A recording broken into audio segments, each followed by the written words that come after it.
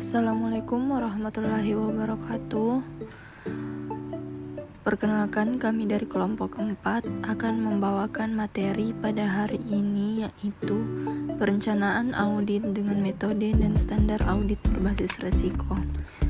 Pertama-tama izinkan saya memperkenalkan anggota dari kelompok kami. Yang pertama yaitu saya sendiri, Siti Rifka Merianti Rukman. Yang kedua yaitu Muhammad Agung Pratama. Yang ketiga yaitu Tahlis Farida, dan yang keempat yaitu Indah Purnamasari. Untuk mengefisienkan waktu, saya sebagai pemateri pertama akan memulai presentasi. Materi pertama yaitu planning. Perencanaan fungsi informasi sistem audit melibatkan pendefinisian area audit dan prioritas dalam perencanaan dan pelaksanaan penugasan keterlibatan. Ini bisa menjadi ulasan tentang sistem dalam pengembangan manajemen fasilitas sistem informasi, kontrol keamanan dan pemulihan efisiensi dan efektivitas sistem informasi. Tujuan dari perencanaan audit untuk mengurangi ketidakefektifan pekerjaan dan resiko terkait dengan resiko bawaan dan resiko pengendalian di dalam pekerjaan audit. Tanggung jawab dan peran partner dalam perencanaan adalah merancang audit dan kesesuaian anggota di dalam perikatan audit terkait dengan tanggung jawab dari setiap tim. Selanjutnya yaitu misi audit atau audit mission.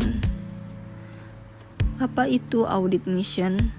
Misi audit adalah memperoleh pemahaman yang jelas tentang tujuan bisnis keseluruhan dan fungsi pengadaan dapat dilihat sebagai pembelian barang masuk. Pada gilirannya mengarah pada definisi tujuan pengendalian area bisnis. Misi audit internal menurut The IIA di dalam IPPF 2015 adalah melindungi dan meningkatkan nilai organisasi dengan memberikan assurance, advice, and insight yang objektif dan berbasis resiko. Information System Audit Mission. Audit sistem informasi adalah proses pengumpulan dan penilaian bukti-bukti untuk menentukan apakah sistem komputer dapat mengamankan aset, memelihara integritas data, dapat mendorong pencapaian tujuan organisasi secara efektif, dan menggunakan sumber daya secara efisien.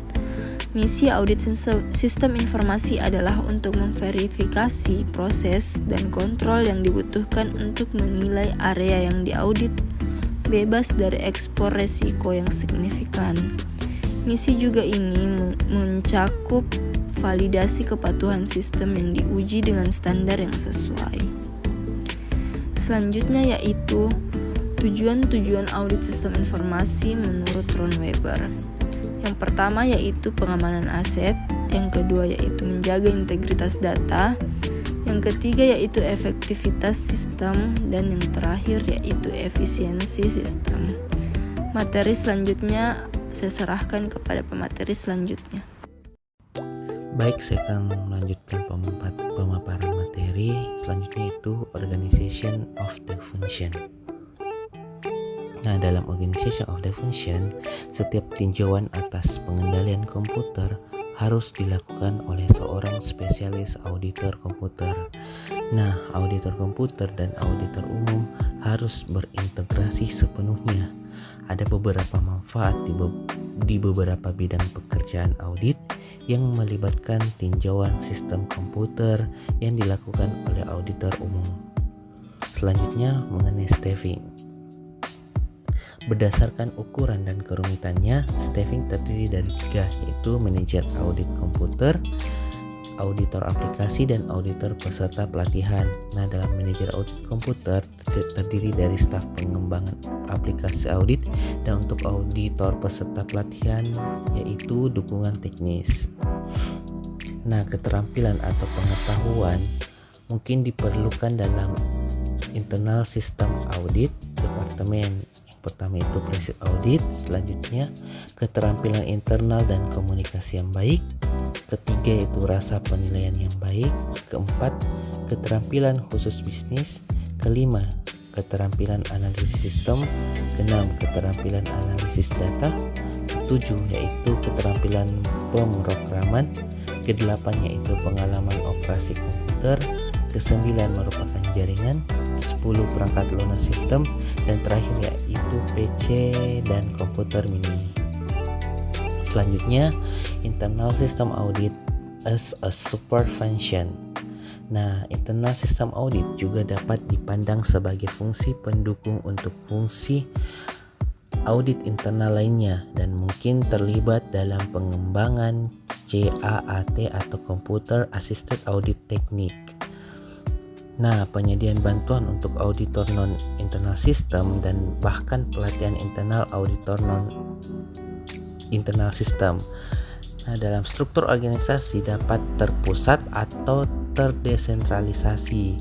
Terpusat memiliki keunggulan independensi dari manajemen lokal dan pemeliharaan hubungan dekat dengan manajemen perusahaan. Sekian pemaparan dari saya. Baik, selanjutnya yaitu Business Information System. Tinjauan sistem bisnis mencakup audit sistem aplikasi, audit penipuan, audit kepatuhan, audit keuangan, audit operasional, audit pemulihan, dan audit pengembangan sistem. Langkah dalam mengaudit sistem komputer.